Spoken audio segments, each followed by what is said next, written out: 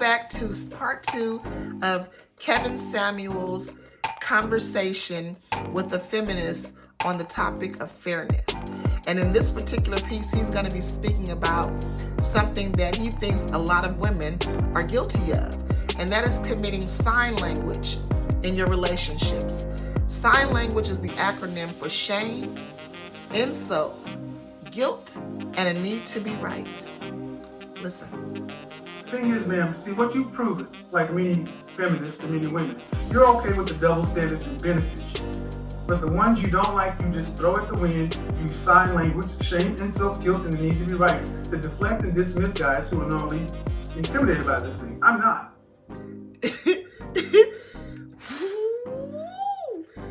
He says that women use sign language to deflect and dismiss guys who are normally intimidated, but he is not.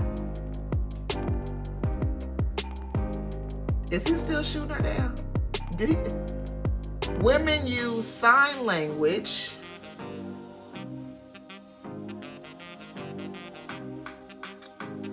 I use sign language for more than one reason, so I can sign a little bit. However, sign language is the acronym for shame, insults, guilt, and a need to be right. So stop and think about your own relationships. Do you use that? Is that a tactic or a technique that you use in your relationships? When you and your boyfriend or you and your girlfriend are having disputes, or you and your wife or your significant other are going through it, and you're having a heated battle or a heated discussion and things are, in an argumentative state, do you shame the other person? Do you cause insults in your relationship? Do you insult your partner? Do you guilt your partner? And do you have a need to be right? And as a wife, oftentimes as a woman, when we mad, we do all of that. And you know I'm telling the truth. Don't we, ladies? Come on now. Tell the truth, Snaggertooth. Do we do it? Absolutely, we commit sign language. We will shame you, insult you, guilt you, because we have a need to be right. Because you was wrong, and you knew you was wrong. So yeah, I'm going to embarrass you in front of your mother. I'm going to commit some shame. I'm going to tell your mother what you did when you didn't come home last night. I'm going to tell your mama on you. That shame, bringing shame to the household. You don't discuss your private matters with your husband outside of your home. Take that as a lesson. When things are going on awry in your relationships at home, you don't take that to the street. You don't tell your friends about what goes on personally between husband and wife. Okay? Don't shame your husband. And don't shame the man that you are looking at becoming your husband. Yeah, it creates animosity, it creates envy, it creates hatred. Men don't want to be shamed. That's an embarrassment.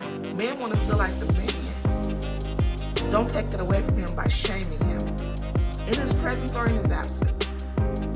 It's not a good look, ladies. Do we insult our guys?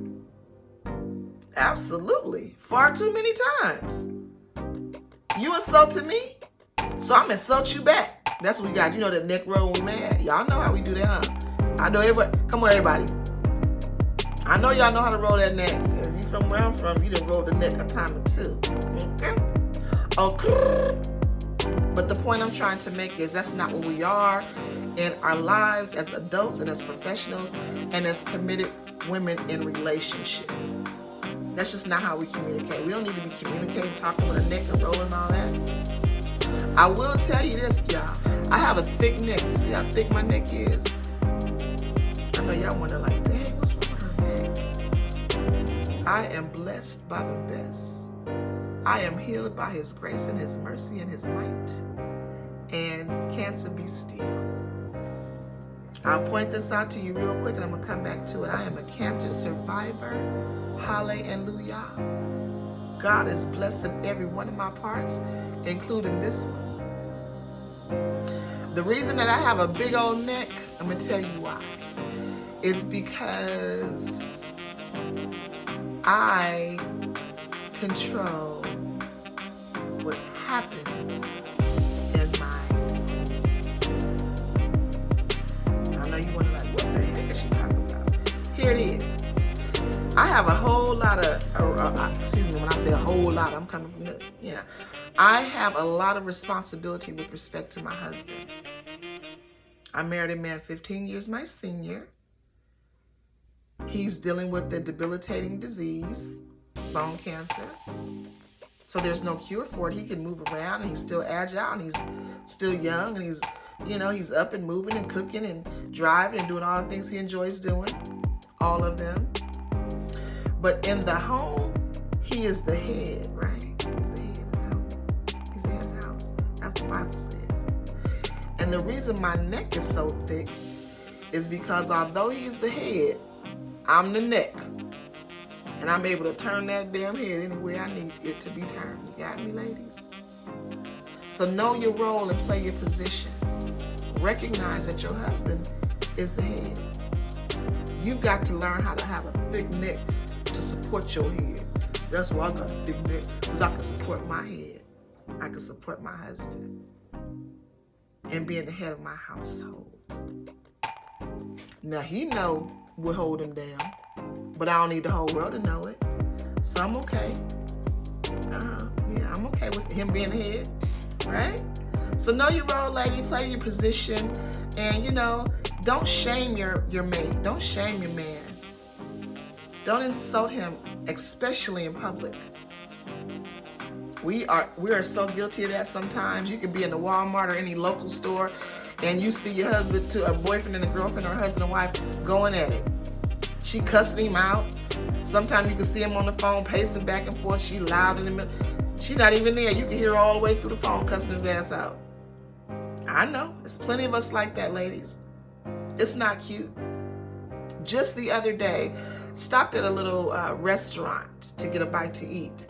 And there was a lady in line. It was like, the Oriental, Asian food places that they, serve. Here they call it Dollar Scoop, not too far from us. It was a very affordable and reasonable place to get a good bite to eat when you're on the go. This lady was standing in line behind my brother and I. We were about to order. And she's on the phone talking to her friend, and this is how she sounds. Girl, yeah, I know. Because, I don't know what they think, babe, but I tell you what, they better check. Okay? Yeah, they better check with my last nigga, because, honey, I let a nigga know I am not with it, babe. I am not for he ain't going to just insult me. He ain't going to look. And she doing all that all loud outside in the restaurant. And why? Who are you putting on a show for, ma'am? Out in public? No man wants a wife like that. So learn how to restrain yourself. Don't shame your man. Now, if he was there in public, I can imagine that she would be speaking to him in that manner, shaming him or insulting him. And when we speak on the topic and the lines of guilting someone, you wanted a particular purse for your birthday and you didn't get the one that you wanted, so you're going to shame him. Make him feel bad. Make him feel down. Because you wanted that new Louis. And all he could get you was that Michael Kors from Target. Or, from TJ Maxx or wherever they sell that at.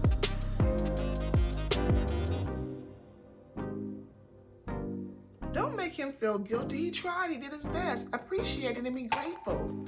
And jump into his arms and say, babe, I love it. I appreciate it so much. And when you thank him, say it and have an attitude of gratitude to really show that you're grateful.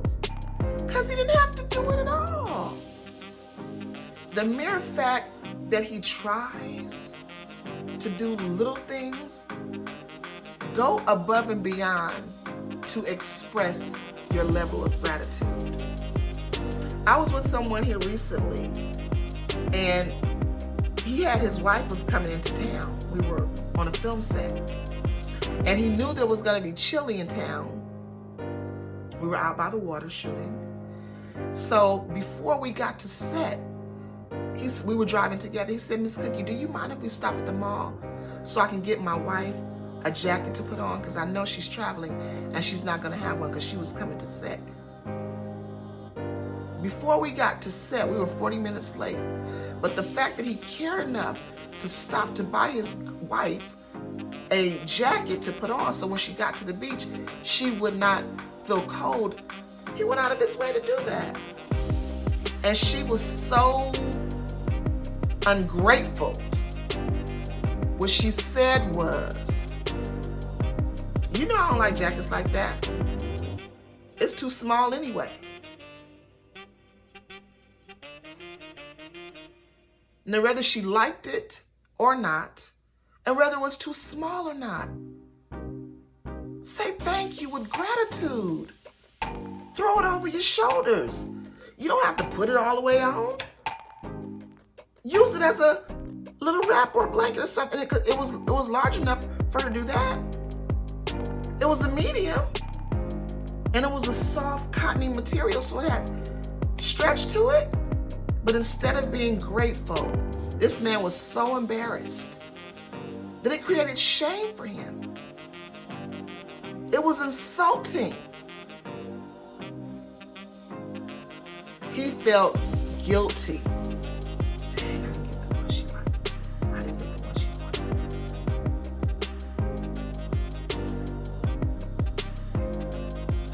wanted. Now, I don't know if she just lives her life and feeling that she has to have the need to be right, but it seems like it to me. It wasn't a good look. It didn't feel good. It changed the whole dynamic of the shoot day because her attitude was just funky. And this man went out of his way 40 minutes late to get on set just to make her comfortable. How dare you? How dare you? You disrespectful ass heifer.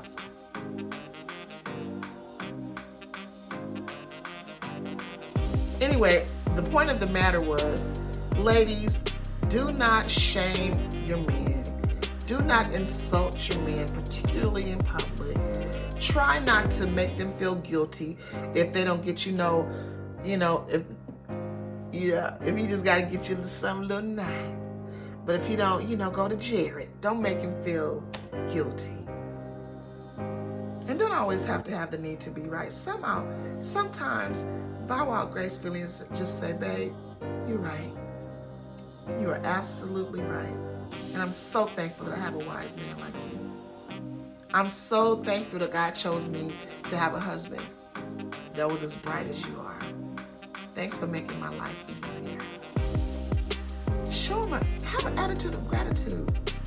I've been married almost 9 years to my husband, and I tell him all the time, Michael, thank you so much for everything.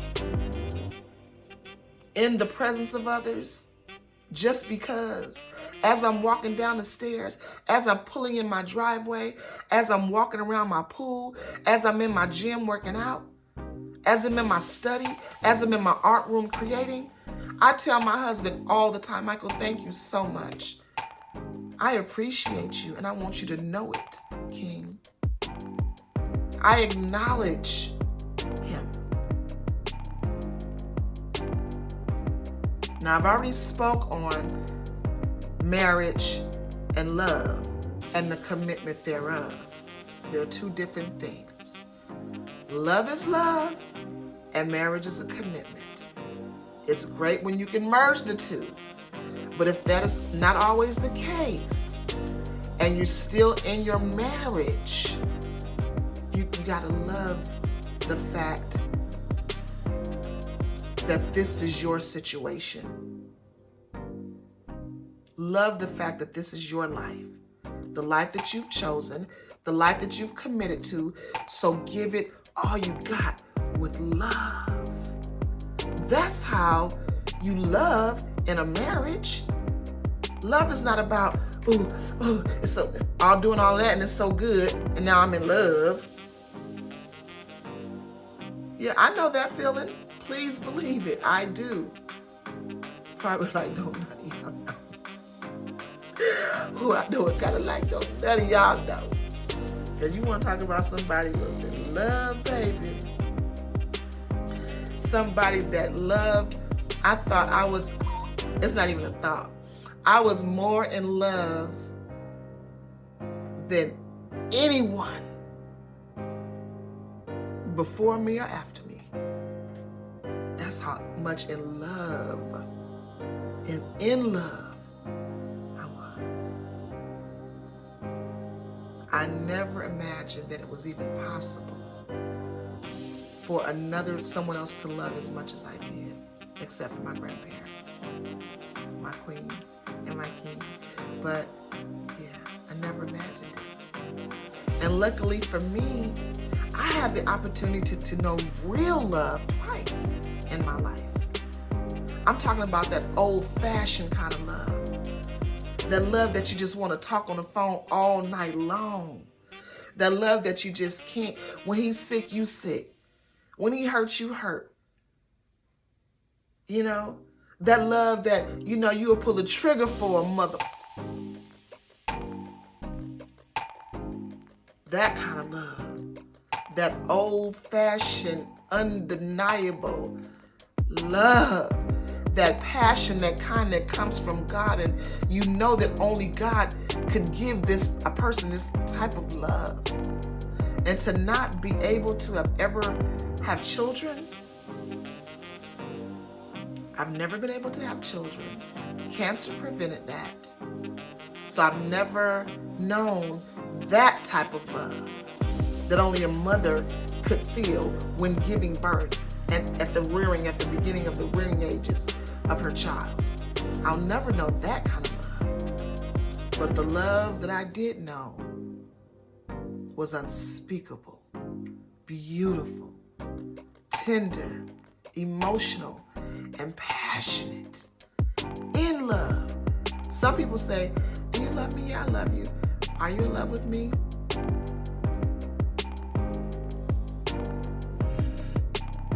You want me to be honest? Huh? I mean, I love everybody. I love everybody, sir. Please don't ask me no questions that you don't want me to be lying to you about. Of course I love you.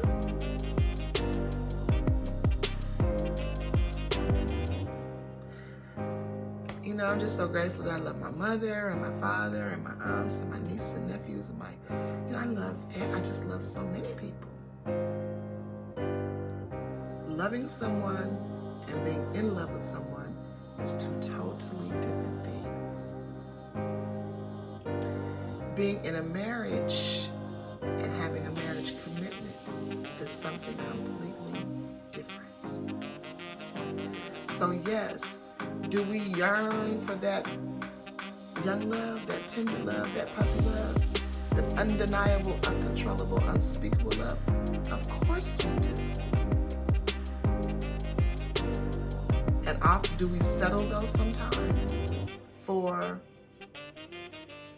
I love you, in love? Of course we do. Ladies, you got to get your minds right. If you want marriage and you want commitment, you have got to sacrifice the tender puppy love feelings. Because that love is a feeling. Marriage is a commitment. Whether you have that tender puppy love or not. So you love the one you have, you love the relationship you're in, and you love the life that you have with your mate. So for those of you that are looking for marriage, that's the type of mindset that you've got to walk in to the relationship with, okay? You don't want to be talking about, I'm going to try it, but I'm going to have me a backup plan. Everybody got to keep a spare tire. No, you don't. No, you don't. You don't need that type of option. So if you're looking for marriage and a commitment, that option has to be out the door. There's no spare tires. There's no backup plans. Your husband is your backup plan. That's the point of getting married. He needs to have your back and be your backup plan, okay? All right. So that's a very valuable lesson that I want you to get. But before we, wrap this up, I definitely want to come back to this, commentary about Mr. Samuels and his take on shame, insult, guilt, and the need to be right. I'm not. I'm just challenging your position. You're okay with it not being fair when it benefits you. You're oversimplifying a very complex situation. She came back with that intellect on his ass though. She said you're overcomplicating a complex situation. You are overcomplicating a complex situation. Now, if that wasn't the comeback of the year, I don't know what was. Because that is how he spends a lot of his time in his commentary, I believe, when talking to women. Period. Overall, overcomplicating complex situations. He doesn't have to overcomplicate the matter to try to make her feel down about being fat. Encourage her to not be, but when you're overcomplicated by calling you, you fat ass and, roly-poly and, get your fat ass off my line and some of the things that he said in his previous podcast. That's overcomplicating matters. You don't need to do that. It's already complex. But that's not what they're talking about in this moment, but I'm just using that as an analogy. You know what I'm saying? And you don't need to use it in your marriage, and I don't need to use it in my marriage either. Overcomplicating complex situations. That can be applied to many different facets of life, not just this. So I want you to think about that, in your day-to-day lifestyle, or on your job, in your relationships with your friends, or your spouse, or your future, wife. Are you overcomplicating complex situations? Mr. Samuels, I feel, does, and he does it so well. So smooth with it. But the ones you don't like, you just throw at the wind, use sign language, shame, insults, guilt, and the need to be right. To deflect and dismiss guys who are normally intimidated by this thing. I'm not. I'm just challenging your position. You're okay with it not being fair when it benefits you. You're oversimplifying a very complex situation. No, it's not really complex. Oversimplifying a very complex situation. No such thing as loyal alpha. The concept of a loyal, highly effective, competitive alpha is a female notion. And have to continue to compete with other pretty girls because men are too simple to stick with one. Well, how about this? The kind of men you're talking about are simple enough to make the lights you live in, the air conditioning, all the stuff that you... Hold on, excuse me, ma'am. The simple men built the world that you use. Did you hear that?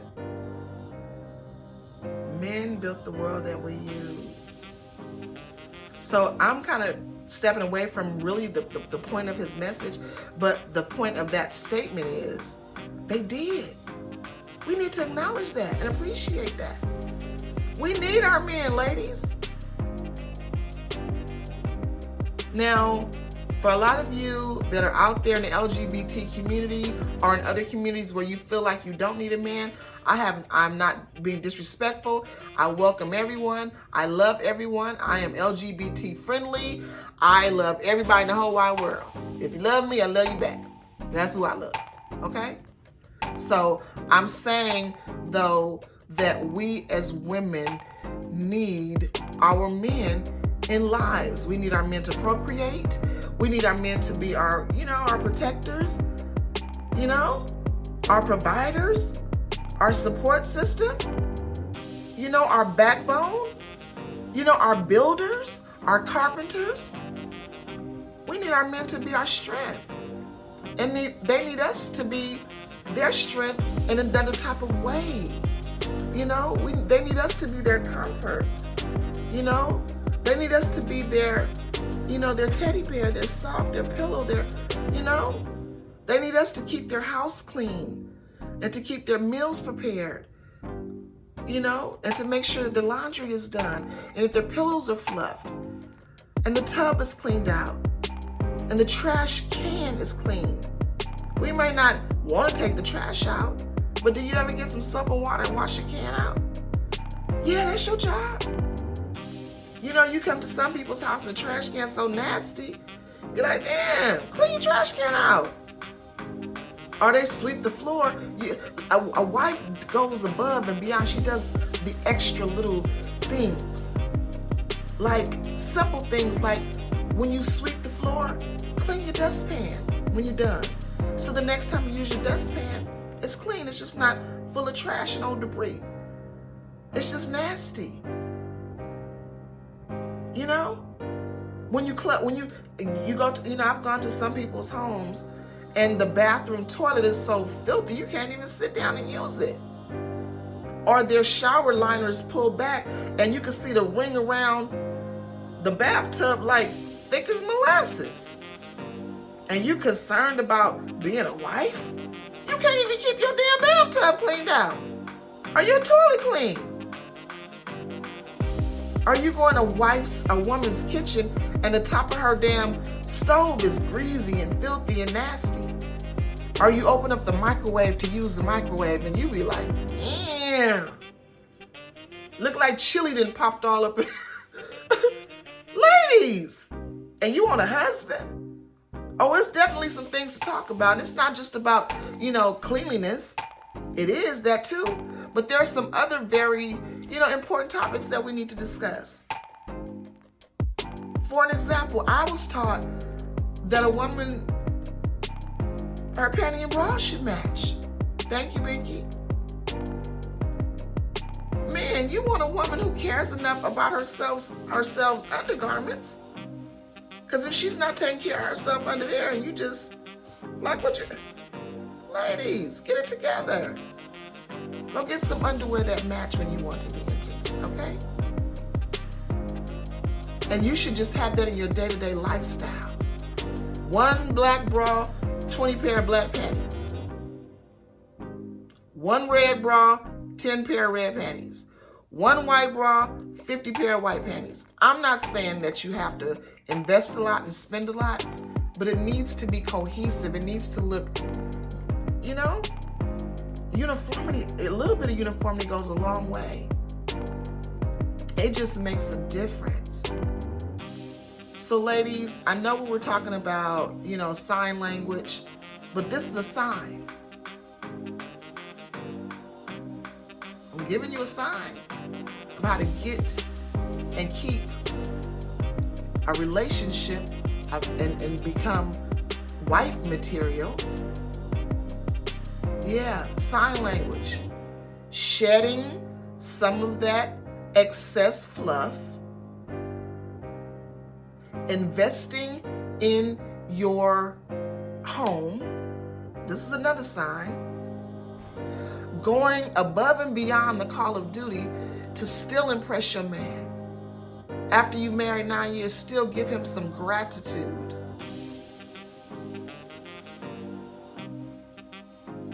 And never feeling like it's not okay to bow out gracefully, because it is. And that's a sign. That's my interpretation, or my acronym for this sign language. Stay with me now. There's lots of things that you can do, ladies, to improve upon yourselves to make you qualified and quantified to become wife material. When you open up your cabinets in your kitchen, organize things so it's not all in disarray. Shit just all thrown up in the cabinets.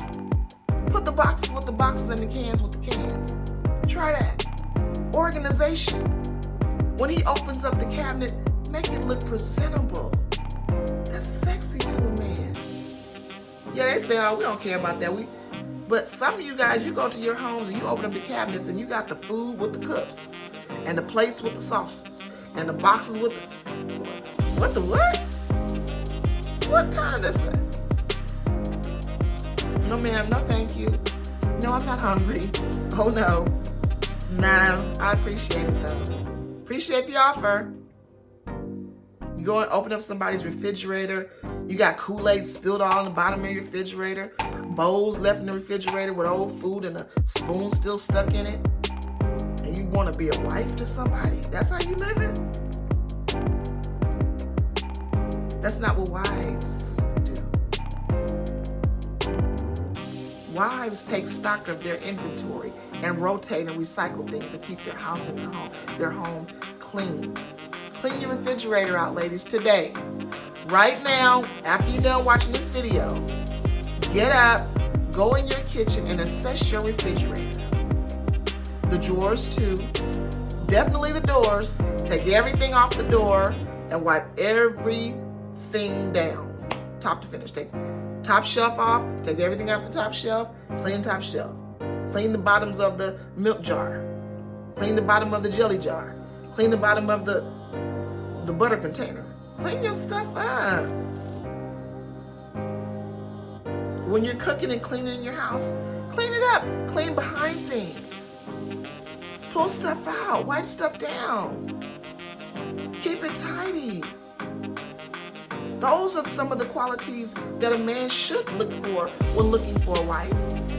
And even if he's not, that's the type of wife that you should aspire to be.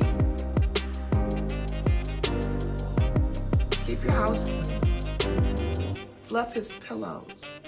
Flirt with him on a daily. Give him gratitude and say thank you. And mean it. All right, you all, until next time, I'm going to wrap this up for right now. You've got some homework from Auntie Cookie. And, yeah, we're going to get right back into it with this next video that's coming up. So stay tuned. You know, like, comment, and subscribe. Please tell a friend. Please share with a friend. Be a good friend. And y'all come on in, okay? Well, I appreciate you so much. Again, Kevin Samuels, you are doing amazing work. We appreciate your work, but you need to get your mind right and stop being disrespectful to these queens out here. There's a way to say something. You can say what you mean and mean what you say, but you don't have to call nobody's a bitch. You call people bitches while you're doing it. Stay safe. God bless you and all your parts. Peace.